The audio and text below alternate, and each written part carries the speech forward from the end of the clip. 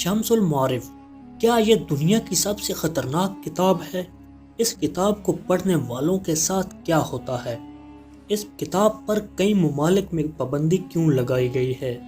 اس کتاب کو لکھنے والے جنات یا شیاطین تھے؟ اس کتاب میں اپنے محبوب کو اپنے عشق میں گرفتار کرنے کے کون سے طریقے موجود ہیں؟ یہ سب کچھ جانیں گے آج کے اس ویڈیو میں۔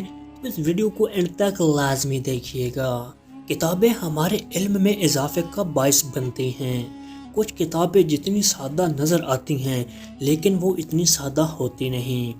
جس طرح شمس المعارف کتاب، یہ کتاب کالے علم کا خزانہ ہے، کیونکہ اس کتاب میں علم نجوم، قبالہ جادو اور علم طلسم کا بیش قیمتی خزانہ موجود ہے۔ اس کتاب کے متعلق سب سے پراسرار بات یہ ہے کہ اس کتاب کو لکھنے والے کون ہیں، اس کے بارے میں کسی کو کچھ معلوم نہیں۔ کچھ علماء کہتے ہیں کہ اس کتاب کو لکھنے والے ایک سے زائد ہیں اور اس کو ایک لمبے عرصے میں مکمل کیا گیا ہے۔ اس کتاب کے اوراق اور نقشوں کو دیکھ کر کئی ماہرین کا کہنا ہے کہ یہ کتاب کسی انسان نے نہیں بلکہ جنات نے لکھی ہے۔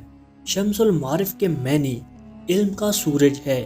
یہ کتاب جادو کی کتاب نہیں بلکہ اس سے کئی گنا بڑھ کر ہے۔ اس کتاب کے شروع میں کچھ وارننگز اور اہم ہدایات لکھی گئی ہیں جن میں اس کے علم اور اس کی طاقت کے بارے میں لکھا گیا ہے، اور اس میں یہ بھی لکھا گیا ہے کہ اس کتاب میں ان لوگوں کے لیے جادوئی طاقت ہے جو اس کا صحیح استعمال کریں گے۔ اس کے بعد کتاب کے مختلف حصوں کے بارے میں مختصر سا لکھا گیا ہے، جس میں علم نجوم، علم فلکیات، تعویذ، طلسم اور وظائف کے الگ الگ باب موجود ہیں۔ کتاب کو پڑھنے والا جیسے جیسے آگے بڑھتا ہے، پڑھنے والے کو مزید جادوئی علوم کے بارے میں بتایا جاتا ہے، مثلاً فرشتوں اور روح کو کیسے بلایا جائے، فعال اور پیشن گوئیوں کے لیے اس کتاب کا کیسے استعمال کیا جائے۔ اس کتاب میں وہ تمام چیزیں موجود ہیں جن کا تعلق جادو سے ہے، چاہے کسی دشمن کو برباد کرنا ہو، یا کسی کی محبت کو حاصل کرنا ہو، یا کسی کی بیماری کے لیے شفایاب اسے کرنا ہو، یا پھر مال و دولت کو حاصل کرنا ہو۔ یہ سب چیزیں اس کتاب میں خاص طریقے سے سکھائی گئی ہیں۔ اس کتاب کے ایک حصے میں جنات کے نام بھی لکھے گئے ہیں، ساتھ ہی ان کے رہنے کے طریقے لکھے گئے ہیں۔ انسان جنات سے شادی کیسے کر سکتے ہیں، اگر کسی کو جنات پر قابو پانا ہو تو وہ کیسے قابو پا سکتا ہے، یہ سب کچھ اس کتاب میں واضح طور پر لکھا گیا ہے۔ اس کے علاوہ اس کتاب میں ایک اہم وارننگ بھی دی گئی ہے کہ یہ کتاب صرف اور صرف ماہر جادوگر ہی استعمال کریں، عام لوگوں کے لیے یہ کتاب نہیں ہے۔